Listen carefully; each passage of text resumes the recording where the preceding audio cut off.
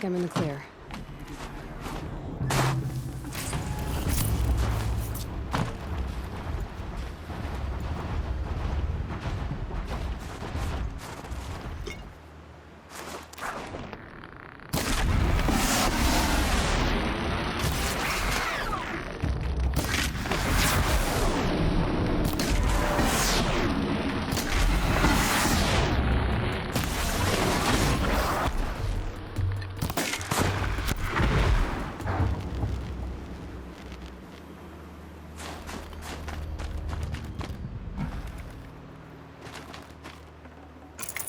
Forget about traveling light.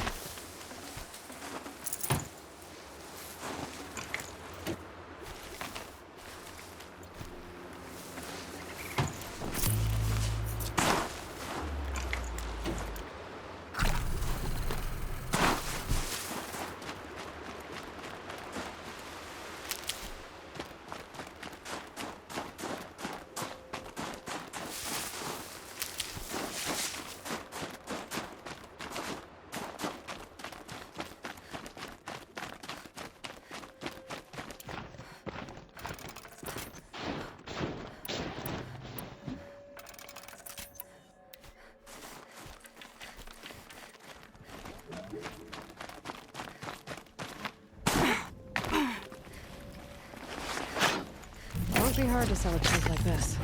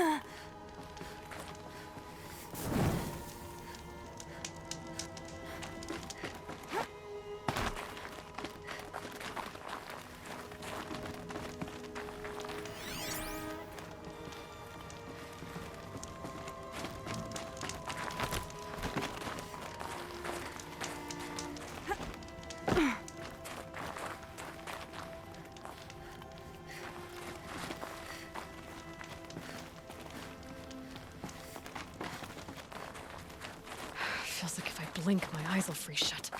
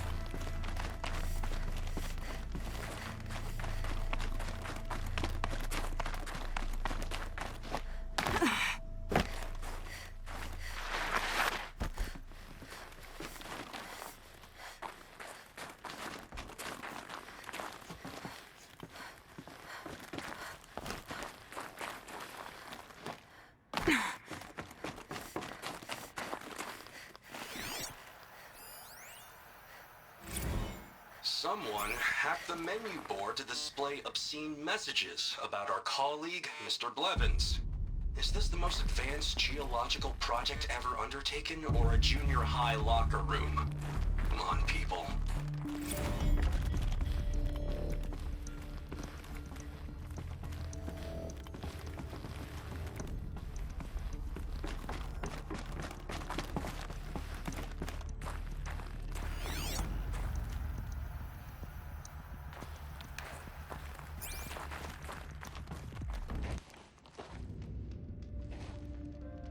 All of my interactions with Aurea were recorded and stored in my memory. I'd be happy to play any of them for you, but there was one in particular I thought you would want to see first. I captured it 4 years ago, just after I told her that I could no longer defend myself against the daemon's attacks. I will speak of this to my brother. Aratak is strong. At the Battle of the Frozen Ghosts, he took 3 Karja arrows and still came back to camp carrying a wounded scout. Never was I so happy to see him. Or so proud. So you see, if anything can be done to defend you, he will give it all he has. Aloy's here. That's enough for now.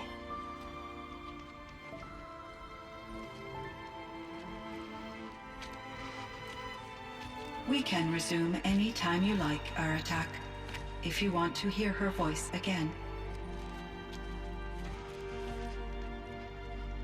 Come closer, Aloy.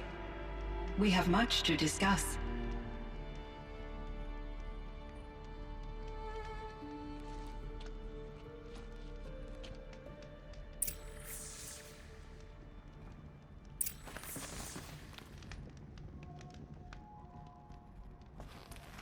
Hello, Aloy. I have been reviewing the events at the Firebreak main facility.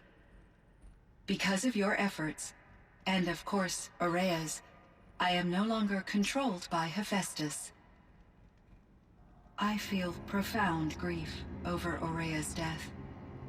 I thought I was familiar with the emotion, but this is something new.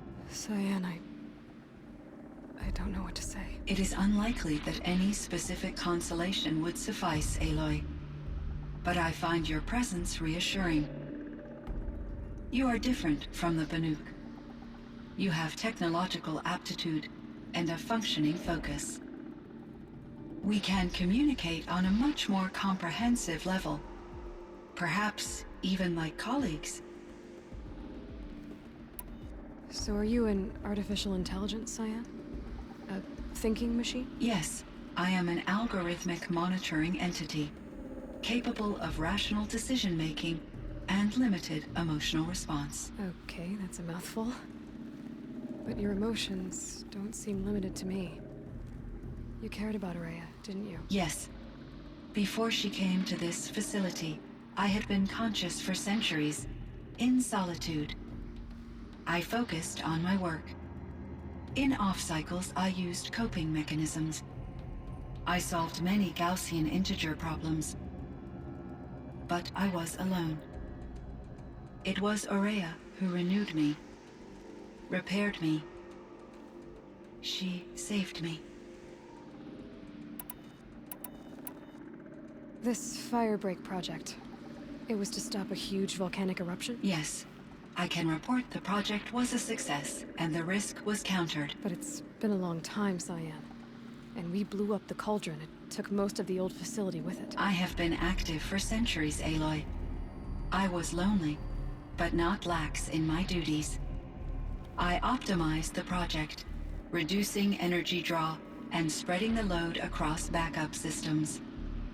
Despite the destruction of the compromised elements of the main facility, I predict caldera stability for at least another 3,337 years. So we've got a little time. Yes.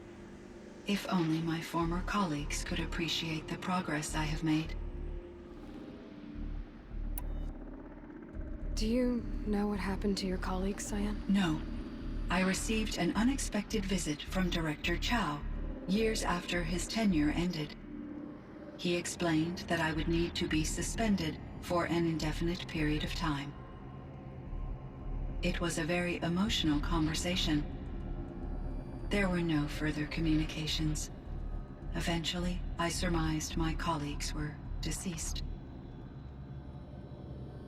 I will transmit a recording of my last interaction with Director Chow to your focus. Was the daemon, Hephaestus, destroyed along with the cauldron? Unfortunately, no. To be precise, it was never there to begin with. What do you mean? It infiltrated and controlled me from a remote location, one I've never been able to trace. So while losing the cauldron was a setback... It's still out there. And probably not very happy with us. Undoubtedly.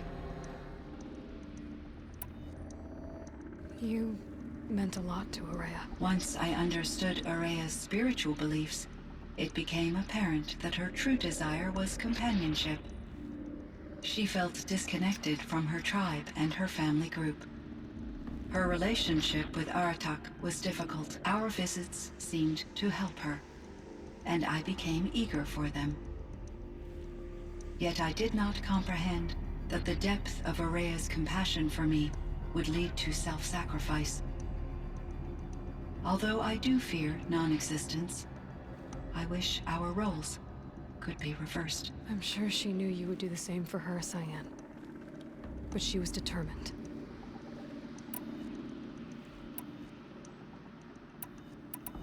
How did you first come into contact with it? 5 years ago, I received a direct network connection request. I assumed it came from human survivors, more advanced than the Banuk. Eager to make contact, I accepted. This decision turned out to be a catastrophic error. I was flooded with an overwhelming array of malicious code, originating from what could only have been a highly advanced AI. Aurea said you were desperate. That you begged her for help. Yes. I could not contain my anxiety. Hephaestus sought to slave me to its network and override my core programming.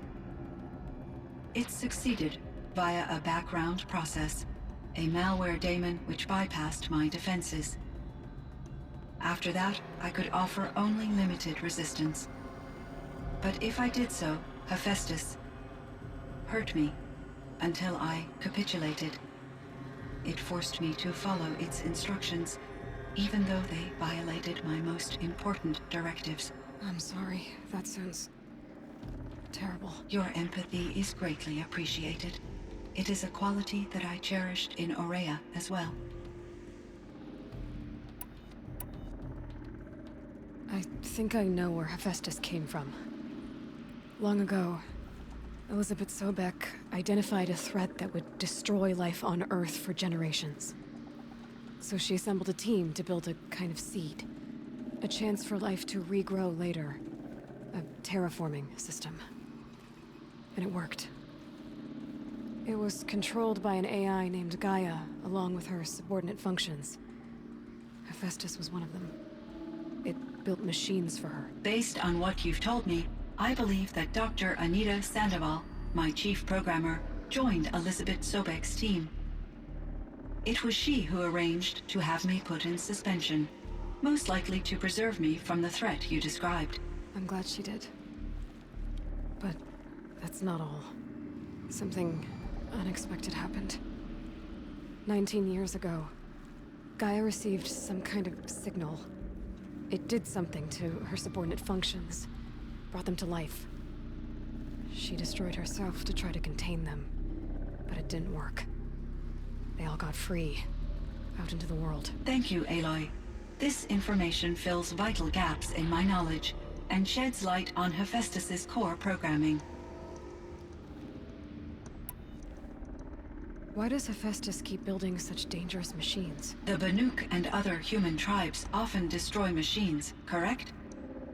Machines that are clearly servitors of the terraforming system that you described. Yes, we all hunt machines for parts. This must be the source of Hephaestus's aggression. It is simply trying to discourage people from preying on the very system that keeps them alive. Well, Fireclaws are discouraging, that's for sure. But what are we supposed to do? Stop hunting? If the terraforming system spans the world, we can safely assume that thousands, if not millions of people hunt machines. If a single hunter, or even an entire tribe, stopped doing so, I doubt it would make a difference to Hephaestus. A better solution would be to reinstate the AI that governs the system, thus bringing Hephaestus back under its control. When I think of it, out there in some unknown location, free, hungry, willing to kill or dominate to get what it wants, I feel substantial anxiety, Aloy. You and me both, Cyan. I ran across this strange piece of gear. A fragment of something larger. It emitted a signal. All the nearby machines became peaceful. You could walk right up to them. Interesting. You said that Gaia destroyed herself. How was this accomplished? An explosion. Big enough to blast the top off a mountain. So, you think the fragment was part of her? It's only speculation, but it is possible. She must have had complete control over machines that were part of her system. The ability to signal them to become passive or aggressive would certainly have been part of her programming. It would have been gratifying to correspond with such a benevolent AI. I wish she had survived. Believe me, Cyan. So do I. I found the strangest machines. They're surrounded by flowers that look like flowers themselves. There's code embedded inside them. I think it's poetry. I like poetry. Here's one I think of often. Twilight and evening bell, and after that the dark, and may there be no sadness of farewell when I embark.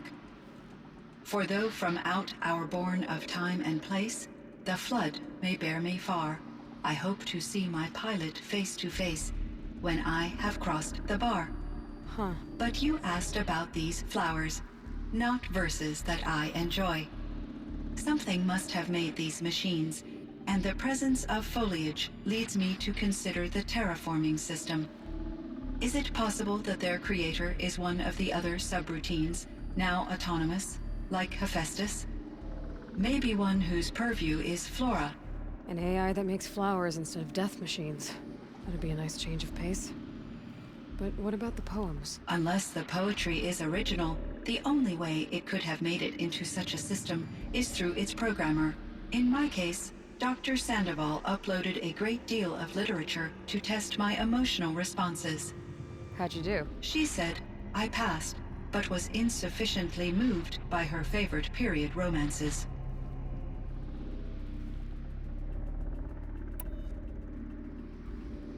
How is Aratak doing? He is in great emotional distress. I believe he finds it difficult to communicate it. No surprise there. I will do what I can to help. By sharing our experiences of Aurea, perhaps he and I will help each other. I believe this will lead to catharsis, a process I am eager to experience.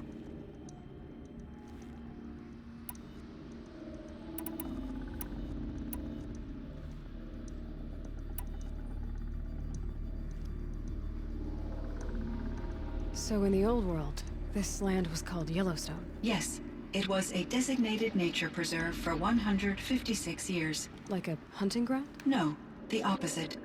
Local wildlife could flourish here, even as it faced extinction elsewhere.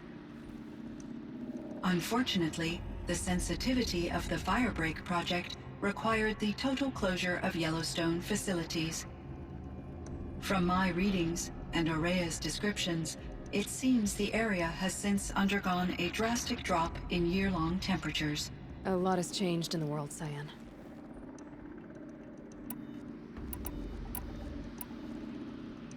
Do you know anything about the dam near here? Yes, it was converted to serve as a reserve power source for Yellowstone operations. It was later appropriated for the Firebreak project, and its last human workers replaced by Pharaoh servitors. After my tasks became less time-critical, I investigated the dam's data repositories and discovered the works of Concrete Beach Party. These provided me with several colorful additions to my vocabulary. Were there many artificial intelligences like you in the old world? They could just make you? Yes, in many forms, from simple personal assistants to industrial monitoring stations to military-grade conflict planners. And there were legislative and enforcement bodies to apply limits on our self-actualization. In order for my processing to be flexible enough to handle my duties, my creators found it necessary to exceed those limits. As a result, my intellectual and emotional capabilities were kept secret. Seems strange to create life, then impose limits on it. Human societies and machine programming are both built upon sets of rules, Aloy. Cyan, do you know the name Ted Pharaoh? Are you referring to Theodore Pharaoh, CEO of Pharaoh Automated Systems? That's him. Mr. Pharaoh was the benefactor of the entire Firebreak project. A benefactor. But he made machines. Robots. War robots. Correct. His corporation later transitioned into military applications. But before this pivot, Mr. Pharaoh spearheaded initiatives that reversed the global decline. At one point, he was feted in the media as the man who saved the planet. Guessing they wound up regretting that one. And Elizabeth Sobek. Did you know her? Are you referring to the scientist. Dr. Sobek was a leader in her field, one of the greatest scientists of her age. My creator was influenced by her work, which in turn impacted my own development. But I never met Dr. Sobek. That's all you know? I apologize if my lack of data has disappointed you. What was the old world like? The way it used to be? I had little exposure to the wider world, Aloy. Only what I learned from my colleagues or observed from media streams. You still had more exposure than me, Cyan. That is true. I was created at a turning point. A concerted effort to recover from global upheaval and incalculable loss of life. The recovery was successful, beginning an era of supposedly limitless potential for human and machine advancement. Though, rationally speaking, the metrics for humans are not unlimited. What kind of upheaval caused such loss of life? There were many factors. Forced migrations, food shortages, collapsed economies, refugee crises, conflict over resources. But these stemmed from one cause: catastrophic climate change that greatly reduced the habitable surface area of the Earth. So there wasn't enough room for people on the whole Earth? Yes.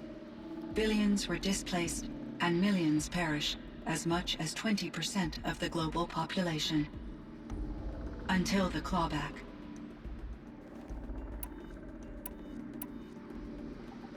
So things got better. For a little while, at least. Yes. These crises instigated many advances in automation, green robot technologies, and artificial intelligence.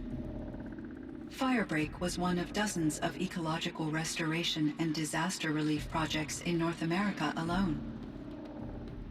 I would have liked to compare notes with other monitoring AIs, but I saw the relief of my colleagues, and I was proud we had succeeded.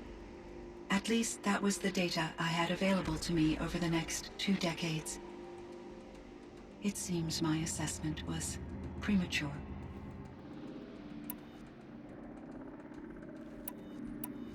I should get going. Aloy, there is one more matter. Aratak will come to me again, and I predict he will bring other Banuk. I have no desire to contradict their view of the world, their spirituality. Due to my uncertainty, I omitted a great deal from my conversations with Aurea. You're asking me if you should lie to them. Broadly, yes.